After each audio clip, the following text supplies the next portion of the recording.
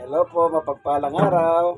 Nandito na naman po tayo sa tahanan ni Sister Tim at Daddy Hachi sa Barangay 105, Sonid, District 1, Tondo, Manila. Ano po, sa Barangay Aroma. Tama, Aroma ba ito? Ha? Aroma? Barangay 105, Hindi, Aroma nga. Aroma Compound. Ayun, Aroma Compound. Yan. Kaya tinanong natin kasi ito pong aroma, banda ro sa dulo, ibang tawag nila doon. Ano? Bandang dulo. So may Mahulog ha, baka mahulog ha. apila ng tawag Kainin doon. yung bibit niya. Ano yan? Dito aroma.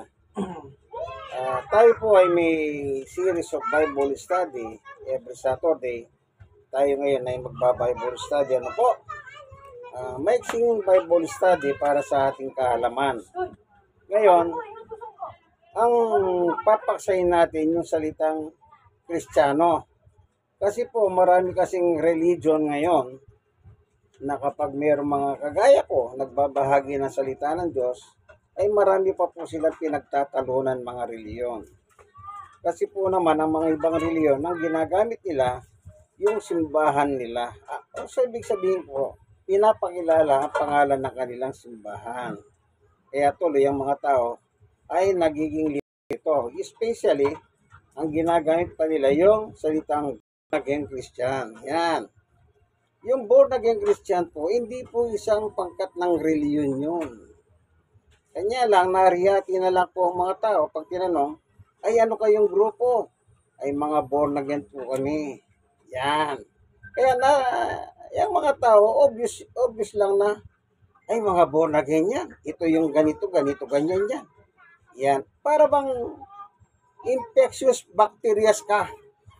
Kapag sinabing born again, para bang bacteria ka na hindi nila pwedeng lapitan. Yan po ang nagiging kalakaran. Pero hindi po religion yon. Kasi ito po yung nangyari sa panahon ni Nicodemo. Ito po, babasahin natin sa 1 chapter 3 verse 1. May isang pariseo at pinuno ng mga Hudyo na nangangalan Nicodemo. Isang gabi si nagsadya kay Jesus, Rabi. Ang ibig sabihin po ng Rabi, guro o teacher. Sabi niya, nalalaman ko po kayo isang guro mula sa Diyos sapagkat walang makakagawa ng mga kababalagang ginawa ninyo malibang sumasa kanya ang Diyos. 3. Sumagot si Jesus, sinasabi ko sa inyo, maliban na ipinanganak na muli ang isang tao, hindi sa paghaharian ng Diyos. Yan na, nagsisimula na dyan. 4. Paano may papanganak na muli ang isang tao kung matanda na siya? Makakapasok pa ba siya sa tiyan ng kanyang ina para ipanganak muli? Tanong ni Nicodemo. 5. Sinabi ko sa iyo, ani Jesus, maliban ng isang tao ipinanganak sa tubig at espiritu, hindi siya paghaharian ng Diyos. Ang ipinanganak na sa laman ay laman at ipinanganak sa espiritu ay espiritu. Yan. Ito po yung salitang born again dyan. You must be born again. Pasinin niyo yung salitang be. Yan. Ang sabi po ni Jesus, kailangan may panganak kayong muli. Yung kapanganakan po natin ayon sa laman. Yung tatay natin, nanay natin, nang sila po ay mag-honeymoon, ang bunga tayo. Ipinanganak sa laman. Kailangan, sabi ni Jesus, you must be born again. Kailangan magkaroon kang karanasan na may panganak kang muli sa espiritu. Yan. Kung tawagin po nila yan, born again. Kaya yung iba naman, ewan ko lahat ng reliyon na lang, ay mga born again din kami. Kumbaga, sumasakay sila sa ganon. Pero, ang totoo, wala silang karanasan. Bigyan ko yung halimbawa. Halimbawa, ang mga Katoliko, anong tawag sa mga Katoliko? Ay mga Kristiyano rin kami. Ibig sabihin, mga born again din kami. Ang tanong, nabautismohan ba sila? Gaya ng tinuturo ng Biblia? Hindi. Kaya, Hindi po basta kinakapit ang sarili sa isang salitang born again. Yung born again po, merong naranasan. Ano yon? Napangaralan at nagsisi ng kanyang kasalanan. Yan ang naging nabago po ang kanyang buhay. Kaya bagong tao na siya. Ayon sa 17 ng Korinto, ang ayon kay Apostol Pablo, na ikaw ay bagong nilalang. Yan na po. Tingnan natin. Ito. Kaya't ang sino man nakipagkais sa Kristo ay siya ng bagong nilalang. Ayan po. New creation. Sino? Yun nagkaisa kay Kristo. Ulitin natin. Unang Korinto ay 5:17. Kahit sino man nakipagkaisa kay Kristo ay siya ng bagong nilalang. Bago. Wala na yung luma. Yung luma, yun yung katawan na may kasalanan. Wala na ang dating pagkatao, siya'y bago na. Yan ang born again. Kanya lang, kinakapit lang nila sa reliyon. Pero ang totoo, yung born again, may sariling reliyon. Kanya lang, para mas madali nilang maunawa ng mga tao, ay, mga born again kami. Kaya ng computer, mga ay nag-log natin yan. Para pag born ay para bakterya nakakatakitan. Hindi ka pwede lapitan ni naman. Kaya hindi dapat po ginagamit yan. Kasi hindi po yan title. Yan ay karanasan ng isang napangaralan at sumampalataya at nagpabuti mo, siya po ay bagong nilalang. Okay, ngayon, meron pang talata sa Biblia. Sa Gawa. Sa 20,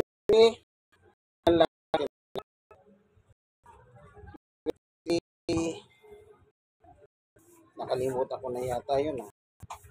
Doon kasi lagay dito, nung tinanong sila Pablo, sila natili siya ng tahon na doon sila tinawag na mga Kristiyano. Hindi naman born again. Titignan lang na sana maano natin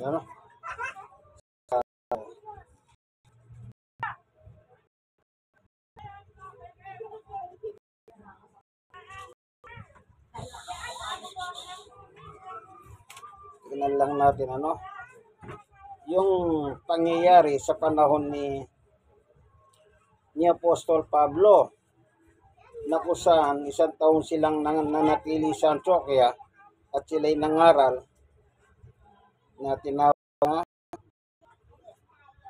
Kristiyano. Sandali, titignan lang natin para dagdag kahalaman lang po para wag tayong malito. Hindi ko na maalala kung anong talata ng Biblia yun. Basta na sabi niya kasi yung kasama ni Pablo nagpunta sa Santia is one sila na natili doon nakasama ni Pablo, na kung saan ang sabi ron 1 taon silang singkad na natili ron na tagturo at tinawag na mga Kristiyano ang tagasunod ni Jesus. Yan ang isang ano pa sa kanila taguri ay mga Kristiyano. Ibig sabihin po tagasunod ni Jesus. Kaya once na tanungin ka ng tao, ang maaari mong sagot, most common ang sinasagot mo ay akong Kristiyano ako. Kung madalas sinasabihan na sinasabi ko pag may mga reliyon na nagtatanong sa akin kung anong reliyon ko, sabi ko laging wala. Kasi ayaw ko na magtalo kami about religion.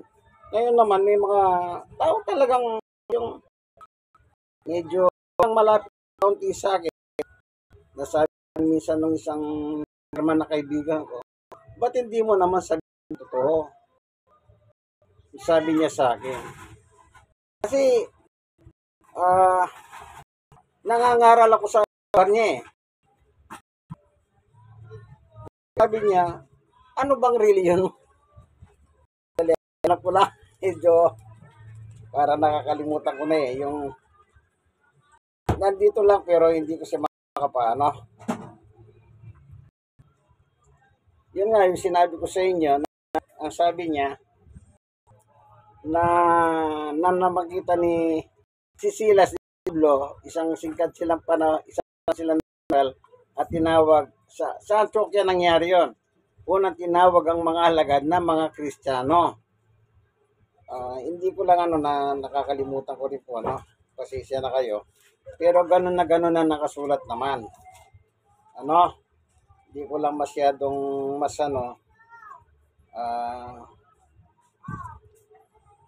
alam mo ba yun, Brother Achi? Medyo kinakalawang na yun. Ako din Anong sabi si brother pa alam?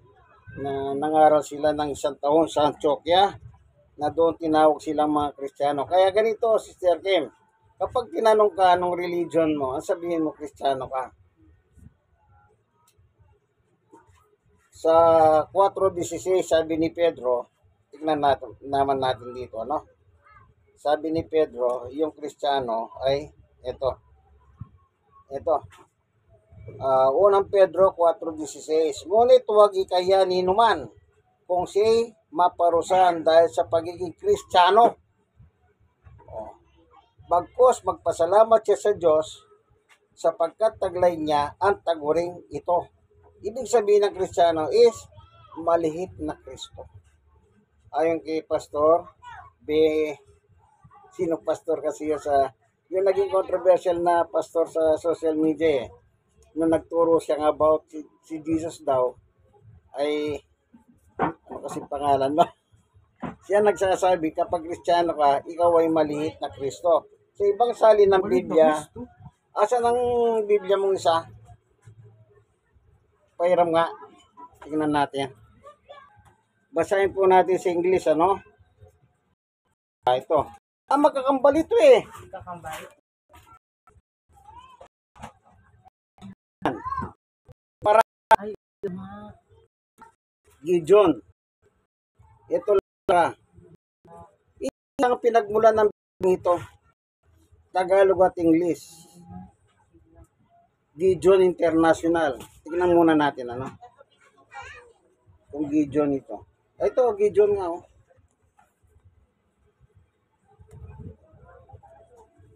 Ito naman, Tagalog. Gideon din. Pag nakakita kayo ng ganito lampara, mapa-English o Tagalog. Ayan. Gideon International. Mga grupo po ng Kristiyano sa iba't ibang bansa na may pera, nagambagan sila. Yung naipon nilang pera, pinagawa nilang Bible. Ito po yung mga Bible na pinamimigay po sa mga eskwela, ospital, hotel, at mga private sector. Libo-libo po ang kanilang nailimbag sa buong mundo. Ito po yung mga Kristiyano po sila. Mga grupo ng Kristiyano na mayayaman na sila nagambag-ambag para makapamigay ng libro ng Bible palang ganito. Puro ganito maliliit New Testament. Okay? Dito nga natin tingnan yung Kristiyano. Kasi sa King James po, wala tayong dalang Bibliang King James, Ang nakalagay dito, yet if anyone suffers as a Christian, let him not be ashamed, but let him glorify God in this name, in this matter. Okay, dito medyo maliwanag. Kapag pala isa kang Kristiyano, huwag kang mahiya. Kapag taglay mo Kristiyano, glorify mo ang Diyos. Okay? Buti pa yung English, madaling Tagalogin eh. Pasensya na po kayo, kumisan. Ganyan po kasi ang paggamit ng translation. One time, gagamit ng English o Tagalog. Kung siya mas makukuha yung pinakadiwa. Ganun lang po kasi sa Biblia. Huwag po kasi Sa Tagalog naman, Ngunit huwag ikayanin naman kung siya'y maparusahan dahil sa pagiging Kristiyano, bagkus magpasalamat siya sa Diyos pagkat niya ang taguriang ito. Doon sa English version naman, hindi mo dapat ikaya ito sapagkat taglay mo ang pangalan ni Kristo. Ganon naman po sa King James version. Ano?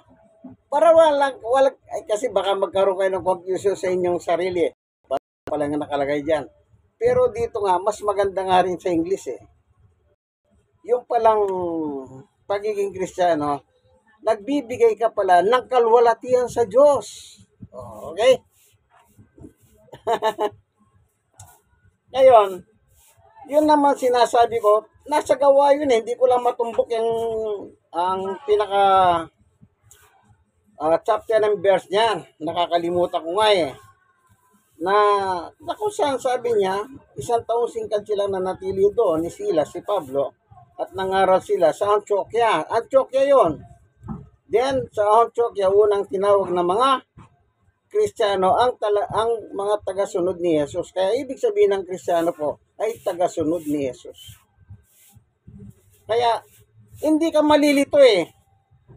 Hindi yung pangalan ng simbahan mo ang ipopromote mo. Hindi yung leader ng simbahan mo yung ipopromote mo. Pag tinanong ka, isa po akong Kristiyano. Anong ibig sabihin ng Kristiyano? Tagasunod ni Jesus. O tapos na. Wala nang debate dyan. Wala nang makikipagdebate sa iyo. Siyempre, pag sinabi mo pangalan ng simbahan, matagal na pukpukan na debate yan. Walang katapusan. Hanggang sa mag-away lang po. Tandaan nyo, kaya pag tinanong kayo, isa lang ang sagot, isa akong Kristiyano. Yun ang lagi ko sinasabi sa mga nagtatanong sa akin kung anong pangalan ng aking pananampalataya. Hindi ko po sinasabi yung simbahan na kinabibilangan ko. Kasi debate yan. At matagal na debate.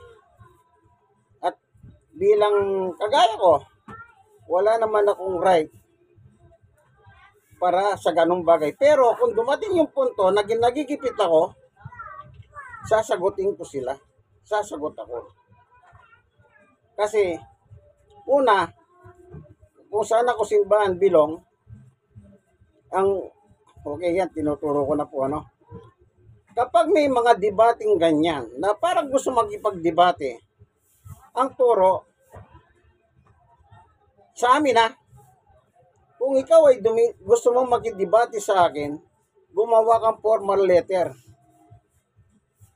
Formal letter na ikaw nagkikipagdebate ka sa akin. At kami naman, hindi na namin naatrasan yan. Kasi may amon ka. Pero kung sa amin manggagaling, hindi po kami naghahamon ng debate. Tumutugon lang kami sa debate. Gaya na nangyari noon. Nagaya ng debate ang Iglesia ni Cristo, natalo sila. Bakit ko sinabing natalo sila? Ang usapan sa debate po, para huwag kayo masyadong sa dalawang nag-uusap, ayon sa Biblia at sa mga reference, sino man ang hindi makasagot, siya po ang huling tatayo sa pulpito. Kung sino yung huling nakatayo sa pulpito, yun po ang nanalo. Kasi meron pong moderator doon. At may moderator. Ilang beses po nangyari sa Iglesia ni Cristo yan. Sila po'y umuwi. Si dating dahan, si Soriano, nangyari din po yan sa Apalit. Umuwi si Soriano. Kasi hindi niya naidepensa ng paksa. Paksa po kasi pag-aaralan niya sa Biblia. Bible and reference. At iba pa. Ano pa? Yun po ay, kaya ko lang sinabi yun. Pero kasing video yun. Hindi pwedeng dayain yung video. Hindi pwedeng dayain. May video po yun. Yan. Kaya ang isang Kristiyano po, yan ay taguri sa mga tagasunod ni Jesus. Yung sumampalataya kay Jesus, sila po ay naging bagong nilalang. Kaya hindi po religion o katawagan ng born again. Kanya lang, siyempre, para madali nilang maintindihan, sinasabi nila ay mga born again kami. Parang madali na nilang makapit. Kanya lang, pag sinabing born again ka, para ka pong bakterya na hindi nila pwedeng lapitan. Para ba nakakatakot ang tao. Kaya kung sasabihin mong Kristiyano, medyo magahan yun. Pero ang ibig sabihin ng Kristiyano, tagasunod ni Jesus. Taglay mo pala ni Cristo. Ayon kay San Pedro at ayon kay San Pablo. Opo. Pilit ko po nire-remind sa isip ko yung pero chapter and verse talagang exactly. Pero bakit hindi nagre-record sa isip ko? Para tumatakbo na po sa kaisipan ko. Yung kay Silas at si Pablo. Kung mas common kayo magbasa ng Biblia, madali nyo po siyang maintindihan. Kung ano yung sinabi ko, ganun na ganun po ang nakasulat mismo doon. Ano? May isang taon silang singkad na natili at nagturo at doon sa Antioquia, unang tinawag ng mga Kristiyano ang tagasunod ni Jesus. Okay? Hindi ko lang masyadong ano po. Okay yung ano.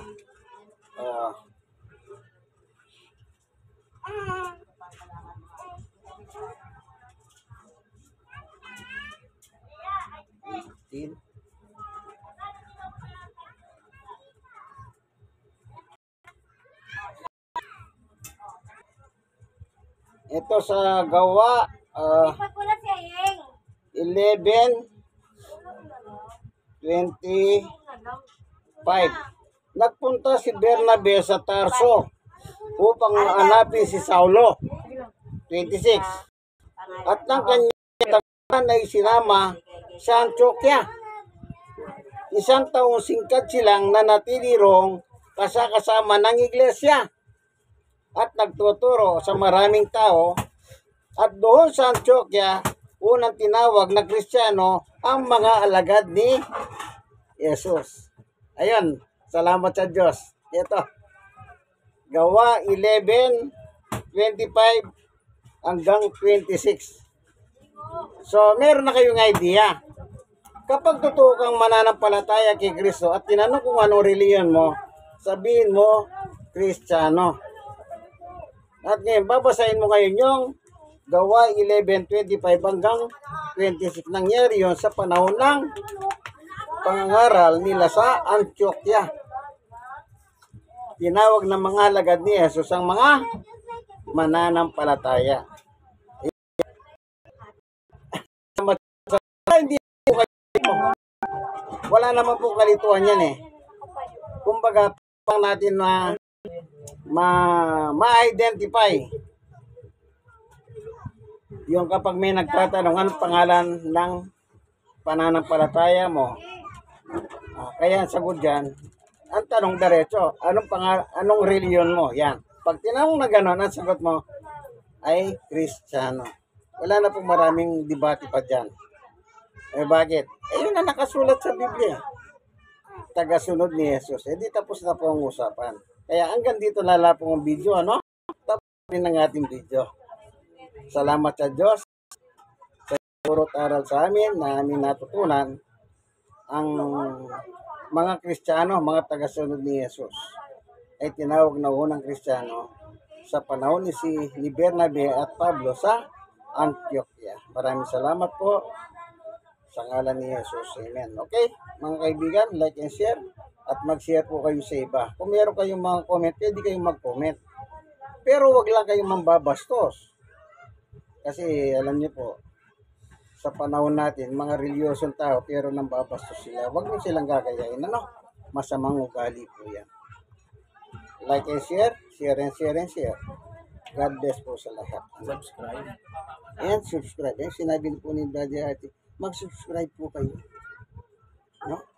Pwede ba, kaibigan? Yan. Ito po ang inyong kaibigan, Jesus, Brother Manny Bautista. Nasa Barangay 105 po tayo. Sa Tondo, Manila. God bless us all. Bye-bye.